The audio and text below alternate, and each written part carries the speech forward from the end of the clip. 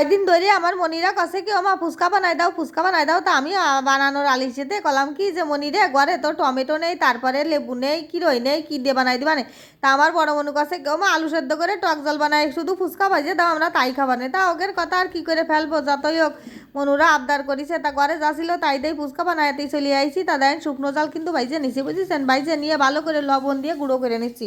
আর এদিকে হলো ওই ফুচকার মশলার জন্য কি বানাইছি জানেন, ওই দই নিয়ে জিরে আর শুকনো জল বাইজে একসাথে গুঁড়ো করে ধুয়ে দিচ্ছি। আর ঘরে তো ধনিয়া পাতাটাতে আনছি, সময় তো থাকবেই, আর আলু তো আছেই, পেঁয়াজ আছে, কাঁচা জাল আছে। এখন অজুহাত দিচ্ছিলাম যে কিরোই নেই, টমেটো নেই, লেবু নেই। তার লেবুর কথা শুনে কাছে কেউ মা লেবু লাগবে না, তুমি গন্ধরাজ পাতা নিয়ে আইসে রে, মানে ওই লেবুর পাতা নিয়ে আইসে না, তাতেই হবে না। তা যাই হোক, ওই যে ধনের পাতা, পেঁয়াজ কুচি, কাঁচা জাল কুচি, আর এই যে মশলাটা করে ধুইলাম, সেই মশলাটুক দিয়ে দিছি। দিয়ে এখন সব কিছু ভালো করে চটকাই নেবো, বুঝেছেন। ভালো করে চটকাই নিয়ে এর মধ্যে খানিকটা সর্ষের তেলও দিতে হবে না, বুঝেছেন, তাও হলো দিয়ে দেবো। আর এদিকে আলু তো সেদ্ধ করে ধুয়ে দিছি, ফুচকাও ভাজা হয়ে গেছে, সবই রেডি করে নিয়ে আইসি। তাও যেটুক যা মশলাপাতি কী দিয়ে কিরাম দিই সেটাই আপনাকে সাথে একটুখানি শেয়ার করতেছি, বুঝেছেন। আর এই যে সর্ষের তেলও দিয়ে দিলাম, আর এর মধ্যে কী কী দিছি তা তো আপনারা দেখলেনি ভালো করে।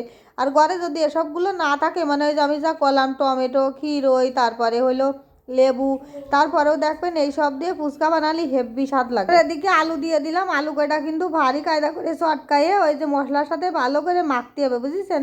আর এদিকে টক জলও হয়ে গেছে, টক জল মানে কি, ও তো তেঁতুল দিয়ে খালি বিজয় ধুয়ে দিছি, তা তেঁতুলটা হলো ভালো করে না ভিজলে তো আর হয় না, ওই জন্যই বিজয় আগেতে রেখে দিছি। তারপরে হলো এদিকে আলু কিন্তু চটকানো হয়ে গেছে, যে সুন্দর করে আলুটা মাখাইছি মশলাপাতি দিয়ে, মানে এত সুন্দর স্বাদ হয়েছে। অল্প একটু চাইকে দিলাম যে লবণ জাল ঠিক আছে নাই, বুঝেছেন।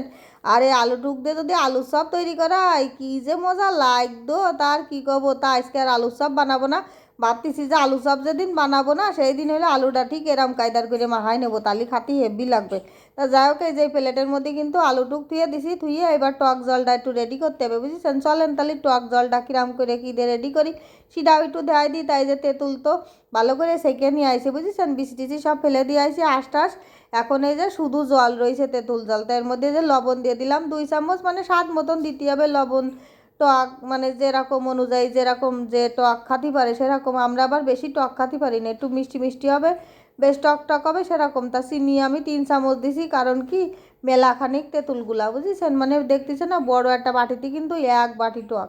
আর এই টকটা যে এত স্বাদ হইলেও জানেন না, আমার বড় মনু শুধু শুধু শুধু টক খাচ্ছে নিয়ে নিয়ে, মানে এত স্বাদ। তারপরে এই যে ম্যাজিক মশলা আছে, সেই মশলা হলো 2 প্যাকেট দিয়ে দেবো, তালি পরে স্বাদ আরও সুন্দর হবে না, সেই জন্যই ওই যে 2 প্যাকেট দিছি, বুঝেছেন। এবারটা যে মশলা দিয়ে চিনি দিয়ে আইছে, লবণ দিয়ে আইছে, ভালো করে গুলাই নিতে হবে, কারণ ওই যে চিনি দিয়েছে না এখনো গুলিনি, চিনিটা ভালো করে গুলতে হবে। তারপরে যে লেবুর পাতা ছিঁড়ে দিয়ে দিচ্ছি, মানে এই যে গন্ধরাজ লেবুর পাতা দিলি এই টক জলে যে এত সুন্দর একটা সেন্ট বেরোয় রে বাপু, সে একদম মনে হয় যে এমনই টক জল সব চুমুক দেখাইয়ে নি, এরকম স্বাদ। তারপরে দিয়ে দিছে এই যে মশলা, ওই যে কলাম না দই নিয়ে চালের গুঁড়ো, তারপরে এমনি একটু জিরে, সেই মশলাও টক জলের মধ্যে একটু দিয়ে দিছি, অল্প স্বল্প দিদি পরে আরও টক জলের স্বাদ হবে, বুঝেছেন। খাতি যে এবার কি মজা হয়েছে। আর একটু বাকি আছে কাজ, বুঝেছেন, এর মধ্যে যে দিয়ে দিলাম ধনিয়া পাতা কুচি, না দিলে কি আর হয়, কোন দিনই স্বাদ তো পরিপূর্ণ হবে না ধনিয়া পাতা না দিলি, ওই জন্যই গা শিখতে ধনিয়ার পাতা টক জলের মধ্যে দিয়ে দিলাম। আর সত্যিই খাতি যে কি মজা হয়েছে এই টক জলটা, কলাম না আমার মনুরা এই টক জল শুধু শুধু খাচ্ছে চুমুক দিয়ে বাটিতে নিয়ে নিয়ে। কি আর করায়, যে টক জলটাও রেডি, এবার সব কিছু রেডি হয়ে গেছে, এখন শুধু খাওয়ার পালা মজা করে, বুঝেছেন। আমার মনুরা আজকে জানেন না ফুচকা এত মজা করে খাইছে, মানে 2 ভাই মিলে পাল্লা দিয়ে খাইছে, কিডা কয়টা খাতি পারে তা দেখছেন। টক জল, আলু, তারপরে ফুচকা সব কিছু রেডি। এবার আমার বড় মনুর কাছে, দেখিস মা তুমি তো আলিশে করতিলে বানাই দিছিলে না, এ নেই তা নেই কয়ে, তারপরেও দেখছো কত সুন্দর হয়েছে। খাতি ওদের কাছে নাই জম্মের ভালো হয়েছে, কাছে দোকানের চাইতো তোমারটা খাতি ভালো হয়েছে। আর আমার বড় মনুর কথা তো সবাই কম বেশি আমি শেয়ার করি, জানেন যে ও না বাইরের কোনো খাবার দাবারই খাতে চায় না, তারপরেও যদিও খায় দোকানপাট দেখে যদি পছন্দ হয় তালি পরে খায়, নালি খায় না, বুঝেছেন। আর আমরা যদি জোর টোর করি হয়তো বা 1 পিস 2 পিস আমাকে সাথে খাইলো, যে আলাদা প্লেট ওরে দেবো আলাদা করে, তাও খাবে না, কয় তোমাদেরতে 1 পিস খাবো দাও, এইভাবে আর কি খায়। তা যাই হোক, ও সবসময় জন্য আবদার থাকে আমার পরে আমারে বানাই দিতে হবে, বুঝেছেন।